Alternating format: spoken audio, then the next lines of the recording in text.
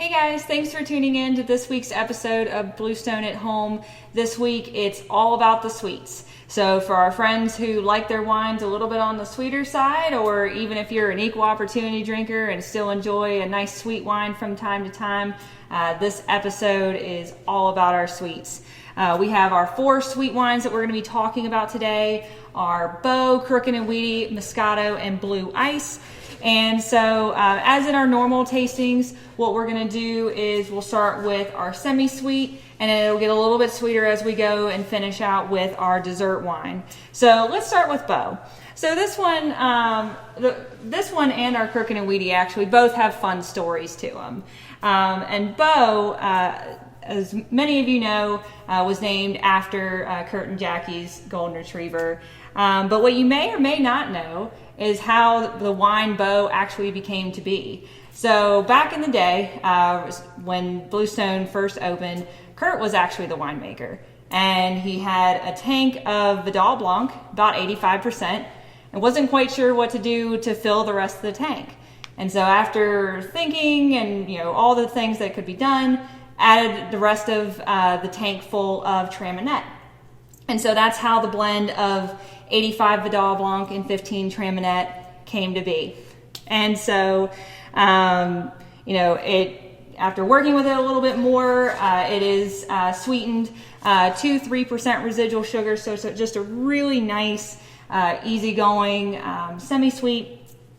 And this wine honestly has porch sipper kind of written all over it. As I mentioned, it's not too dry, it's not too sweet. It's just right down the middle. Especially on a nice hot summer day, just kind of sitting out, drinking on the patio, whatnot. But this one, I love this one as a food pairing wine as well.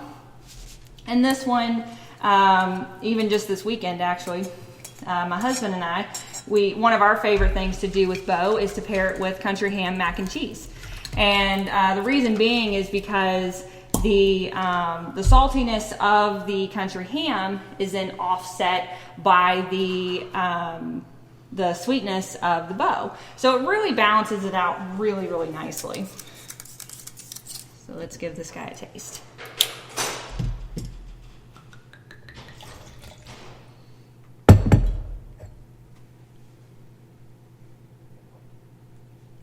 Yeah, it's got a very nice, just kind of, definitely get a little bit of the Traminette in there. Traminette is known for being very floral. So I definitely get a lot of that on this as well. A little bit of the citrus kind of notes from the Vidal too.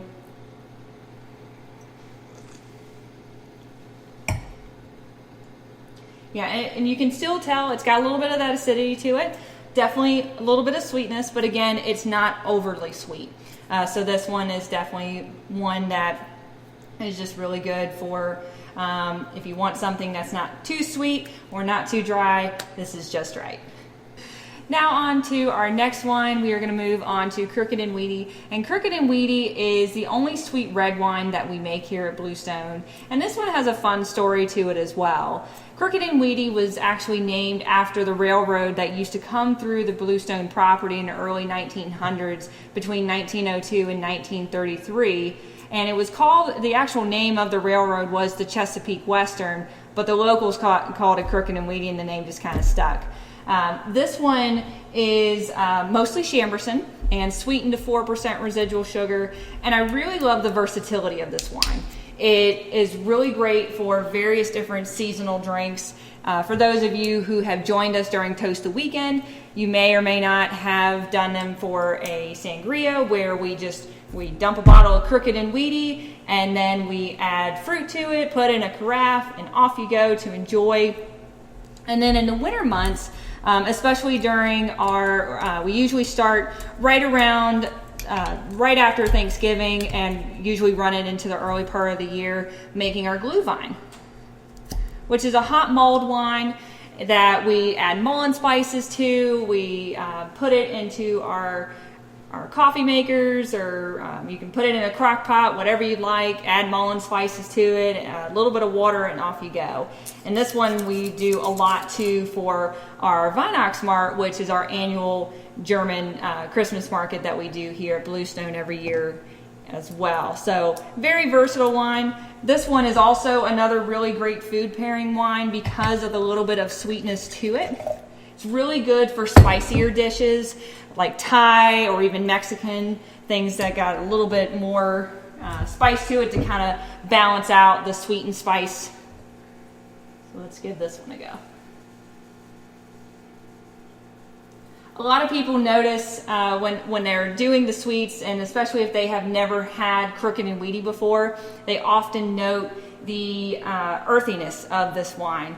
And it smells, it tastes nothing like it smells. It does very much have that earthiness to it, but you definitely get a little bit of the sweetness to it as well.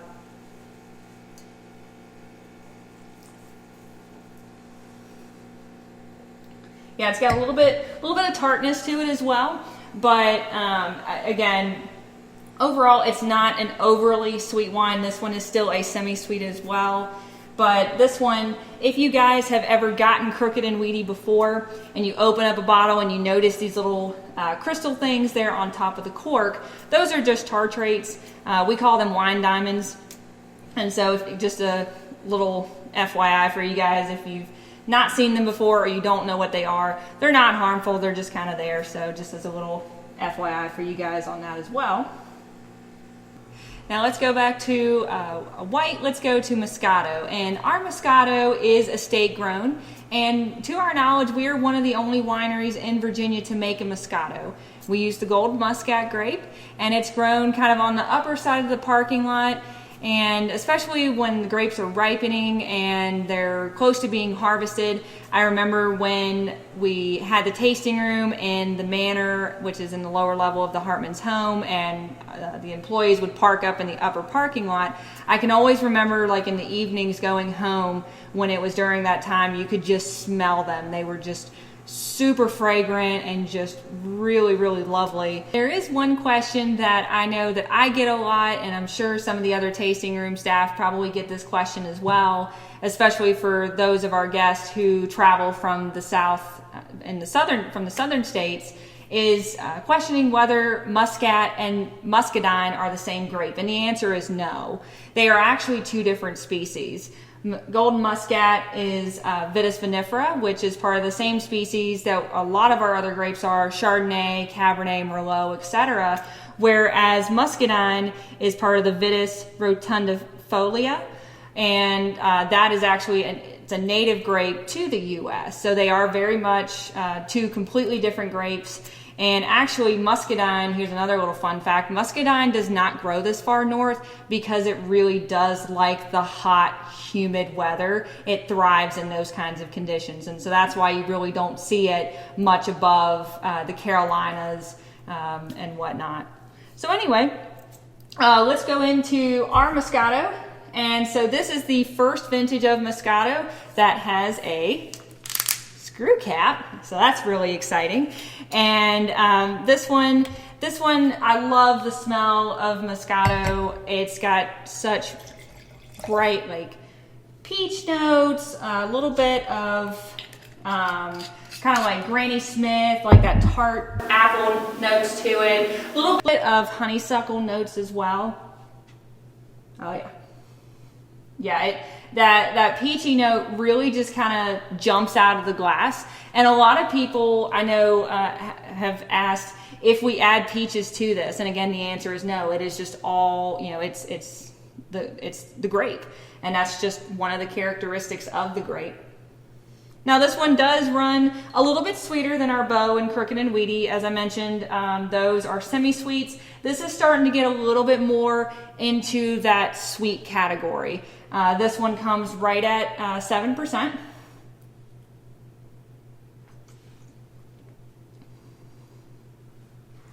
And you can definitely, especially if you're tasting like the Beau and the Moscato against each other, for example, if you're doing a side-by-side, you can definitely tell how much sweeter the Moscato is than Beau.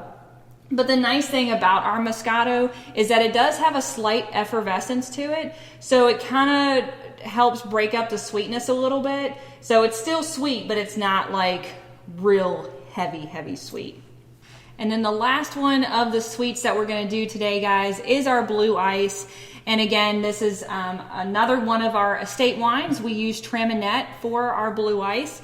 And I'm not going to necessarily talk about the Traminette grape today. That's actually going to be a part of another episode upcoming here soon. But what I'm going to talk about mostly is the style of wine that this is. And so there are many different types of dessert wines. And this one is considered part of the ice wine, ice style, that kind of family. So a little bit more about ice wine. So here in Virginia, we cannot make true ice wine. We do not have the cold enough climate for it, because by the time that we would get a hard freeze for the grapes to be able to be on the vine and then harvest them and take them right to the vineyard, it would be very late in the season, and they would have either rot, or animals, birds, things like that would have gotten to them, various other different things, weather. And so, because normally by the time we get our first freeze, is usually much later in the year than what it would be in other regions that do see those cooler temperatures much earlier in the season. So where can you find true ice wine? Typically, most people think of Germany and Canada are the two leading places that do true ice wine. And I actually had Canadian ice wine last fall. My husband and I, when we were up in Ontario, we visited a winery, and they actually had their ice wine was made with Cab Franc, which I thought was really interesting. But anyway, sorry, that's why I have notes, so that way I stay on track. So see, I told you that's why we have notes, so we stay on track. But anyway, maybe another topic for another day. But also Austria and upper parts of the U.S., especially the Finger Lakes, are known to be able to do real ice wines as well. And so what happens is that the grapes are frozen on the vines, and then they are picked either in the middle of the night, really early morning, so that the temperatures don't have a chance to rise and the grapes to thaw out any. They take them to the winery to be worked with. And with frozen grapes, you only get about 10 to 20% of the liquid to use to make ice wine. So for example, a while back, there's a gal that I follow on Instagram who works at a vineyard in the Finger Lakes region, and they were harvesting their Vidal Blanc. And one of the things I found interesting is that she had mentioned that had they harvested their Vidal Blanc during their normal harvest season, whenever they would have normally harvested Vidal, they would have ended up with roughly about 400 gallons of juice. But since they decided to do an ice wine, they actually ended up with only about 60 gallons. So because of doing it in this style, you lose a lot of that juice. And so that's one of the reasons why it is very expensive to make, because you don't have nearly the juice. You have to use quite a bit more to make any type of quantity to it. And that's also why you see them more so in these 375 milliliter bottles as opposed to the standard 750 milliliters. So with all of that being said, we cannot make a true ice wine, as I mentioned. So our grapes are picked during the regular season, and then they are put into cold storage for a while, and that's why we call ours an ice style. And you cannot actually put on a label that it is an ice wine unless it is truly done naturally in the vineyard. Otherwise, you have to say iced wine or ice style, or ours on the label, it says made from grapes frozen post-harvest. So that's some of the kind of logistics with wines that are done in this style. So with all that being said, let's go ahead and taste this one. And fun little side fact about this one as well is that this one brought us home a gold medal from the 2020 Governor's Cup, and was actually the fourth time that we have gotten a gold from our blue ice. So that's been very exciting as well. And so, as I mentioned earlier, we use our estate Traminette, and it was aged in neutral oak barrels, which to me, I feel like it gives it a little bit more weight on the palate. in addition to just it being a dessert wine in general. So let's go ahead and give it a taste.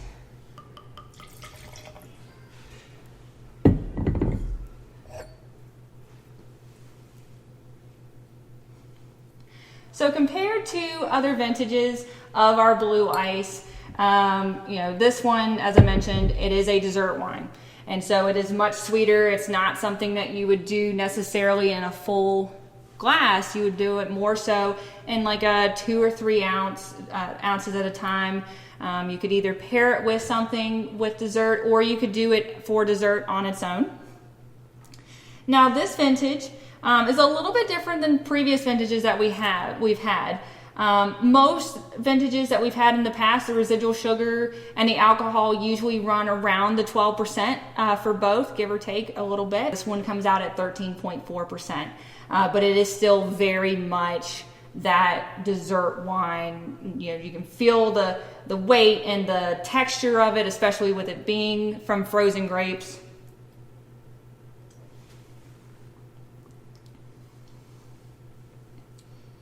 Yeah, this one's really good. I really do like our blue ice.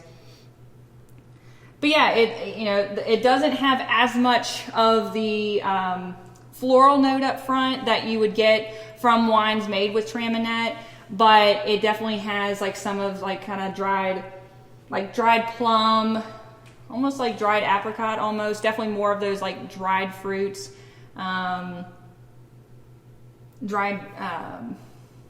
yeah, those are the 2 main ones. If you get something else, drop us a comment and let me know what else you get, because I know I'm missing something.